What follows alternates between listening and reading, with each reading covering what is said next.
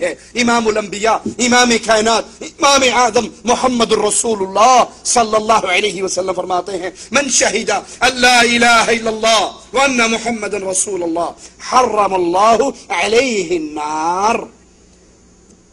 جو گواہی دے لا الہ الا اللہ محمد الرسول اللہ کی، اللہ اس کے چہرے کو جہنم کی آگ پہ حرام کر دیتا ہے۔ اگر لا الہ الا اللہ کی گواہی دینے کے بعد شرک اکبر باقی رہے، غیر اللہ کی پوجا باقی رہے، اللہ کے شریک بنانے کی بد عادت باقی رہے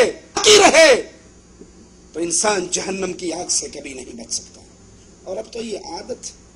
بطور ثواب کی جاتی ہے، اللہ کا شریک بنا کر اس کو بھی نیکی سمجھ کے بناتے ہیں۔ ایک ذاکر کی گفتگو میں سن رہا، وہ کہنے لگا علی مشکل کشا ہے، علی مشکل کشا ہے، میں کیا چیز ہوں قرآن سے پوچھو۔ اللہ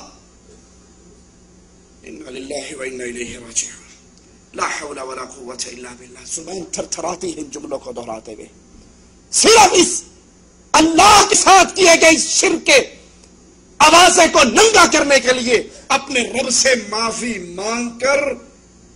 میں اس کفر کو بیان کر رہا ہوں تاکہ آپ کی آنکھوں پہ پڑے ہوئے پردے گر جائیں۔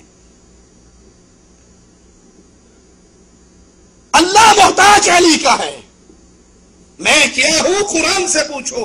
اللہ کا سہارا بھی علی ہے، لا حول ولا قوة الا باللہ، انا للہ و انا الیہ راجعون۔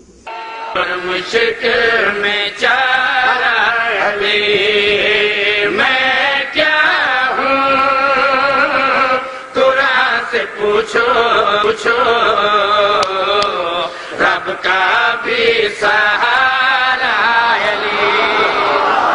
جب شرک اکبر اس درجے پر پہنچ جائے، اللہ کے ساتھ شراکت اس حد تک پہنچ جائے، رب محمد کی قسم وہاں پہ پھر یہ لا الہ الا اللہ کہنے کا فائدہ نہیں ہوگا۔ یہ فائدہ تب ہے جب اس پہ یقین ہو،